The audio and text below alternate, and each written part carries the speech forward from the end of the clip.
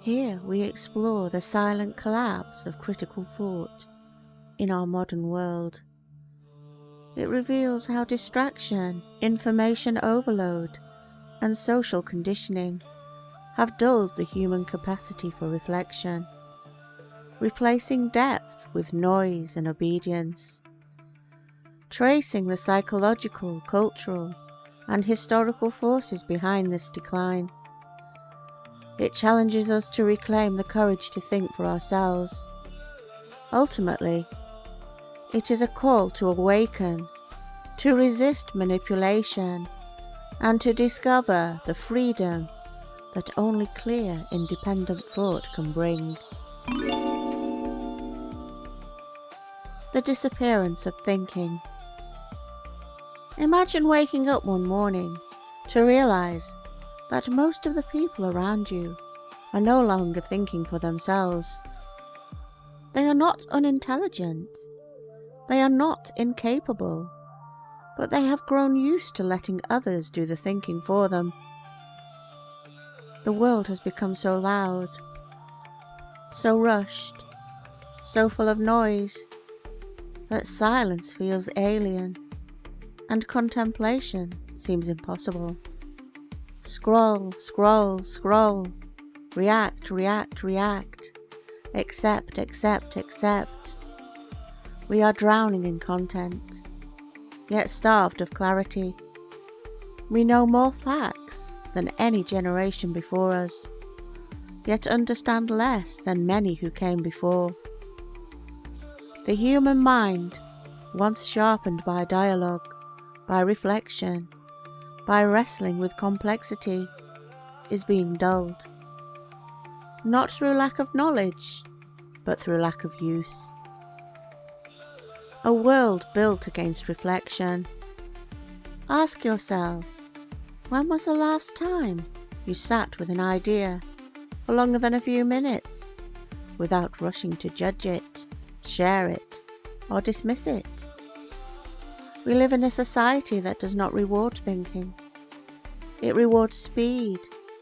It rewards confidence. It rewards outrage. Algorithms push what provokes. Politicians reward obedience. Schools test memorization. Jobs train conformity.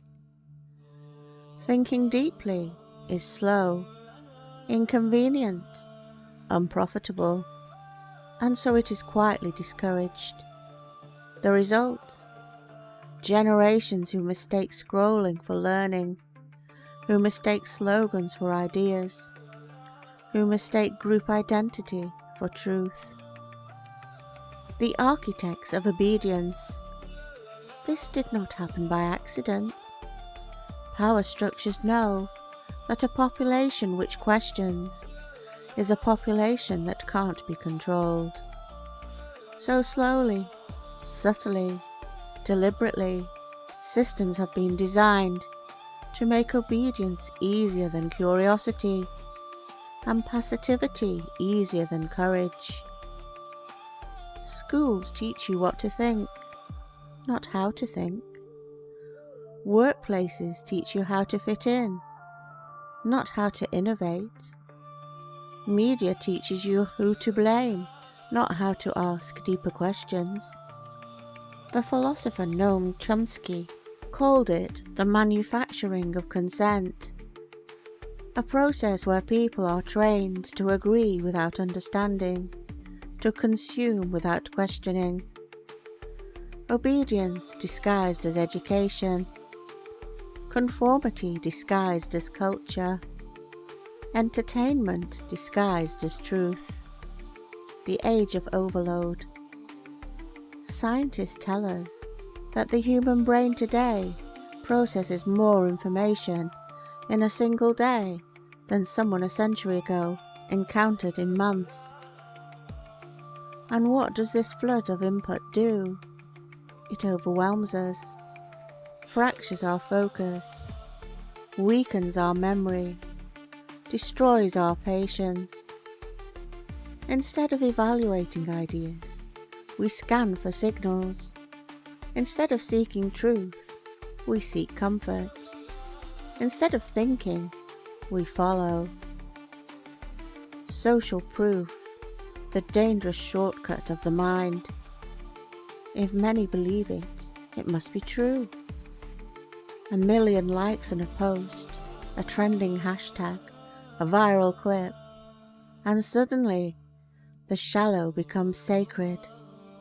The false becomes accepted. The absurd becomes normal. The decline of deep reading. Once upon a time, wisdom was cultivated through reading, through sitting with words, allowing them to settle, allowing them to provoke. But today, most of us skim, jump from tab to tab, scroll without attention. Neuroscientists warn us that our brains are being rewired for distraction, not focus. And here's the secret. Critical thinking requires attention. You cannot think deeply if your focus is shattered every few seconds. Try it. Try reading an entire book without checking your phone. You will feel the withdrawal, the pull of the machine, the addiction to stimulation. And in that weakness, we lose the very skill that made civilization possible. The sustained act of thought. The psychology of conformity. But there is more to this story than algorithms and distraction. There is fear. Because thinking critically is not safe. To think critically is to say, I might be wrong. My tribe might be wrong. My cherished beliefs might be false. And that is terrifying. So instead we defend, we double down, we repeat mantras, we cancel dissent, we hide behind slogans. Psychology calls this groupthink, where the desire for harmony, for belonging, outweighs the desire for truth. Better to stay silent than be outcast. Better to nod along than risk the label of difficult. Better to belong than to think. But history shows us that every atrocity, every collapse, was built on precisely this instinct. The cost of silence. And what is the cost of this silence? Look around. Polarization everywhere. Truth reduced to team colours. Debates without listening. Arguments without substance. People shouting louder but saying less. And behind it all, a quiet sense of emptiness. Why are so many anxious, depressed, disconnected?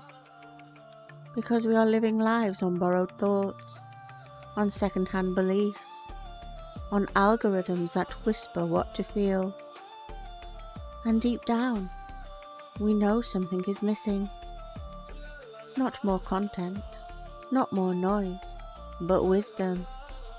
And wisdom only grows in the soul of reflection. The courage to think. And so we arrive at the heart of it, critical thinking. It is not just an intellectual skill, it is an act of courage. The courage to be wrong, the courage to be mocked, the courage to stand apart, the courage to begin again. To think is to risk exile, but to refuse to think is to choose slavery. Socrates drank poison, Galileo was silenced, Martin Luther King was killed, but each of them chose truth over safety, and in doing so planted seeds that grew long after their deaths.